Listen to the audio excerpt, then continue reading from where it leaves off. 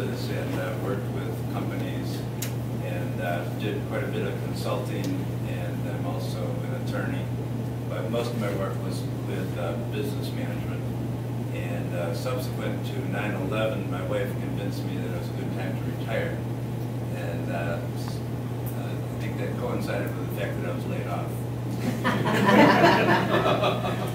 And so I decided, okay, I can do this, and I had no clue what I was going to do. But fortunately, we had a new granddaughter, and so I had a little project, and the project was my granddaughter. But I started to figure out, okay, I definitely have a lot of experience, and how can I use some of this? And so I decided that I'll try teaching. So I put together a simple lecture and something that I knew something about, and went around, basically shopped around the lecture and said, I'd like to go into your college, university, and talk for half an hour about something that may be of interest to your students. And long story short, I got a position as an adjunct faculty at Bentley College at the time. Now it's Bentley University, and I taught there since 2002 in areas, basically management courses and marketing courses. And about 3.5 years ago now, I started doing some research on in operations management. One of the areas I teach about green. You know, why are businesses focused on green? Why are businesses becoming environmentally sustainable? And it's, for the most part, it's because it makes sense for their bottom line. They're not being virtuous, although there are many excellent leaders now running U.S. companies and other companies, but fundamentally their responsibility is to the stakeholders to produce a profit. So I got really intriguing. I started studying Walmart, as a matter of fact, which a lot of you may not like, but in terms of its sustainability efforts, it's a real leader. And so from there I created a course called Greening the Corporation.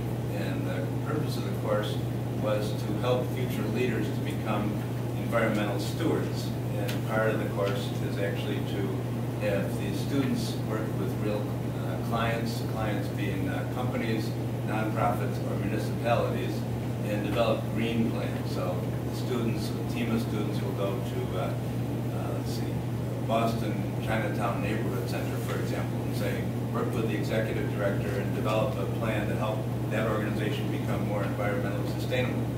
So since then, I've taught that course at Mass Maritime.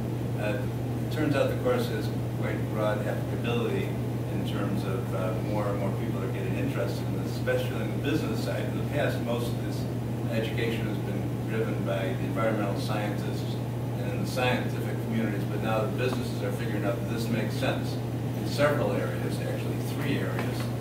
Economic performance, in terms of the bottom line, environmental sustainability, where there's more and more pressure from not just stakeholders, stockholders, but stakeholders, in terms of how do you, there's all kinds of pressure from the government, from nonprofits, from local communities, from employees to become more environmentally sustainable.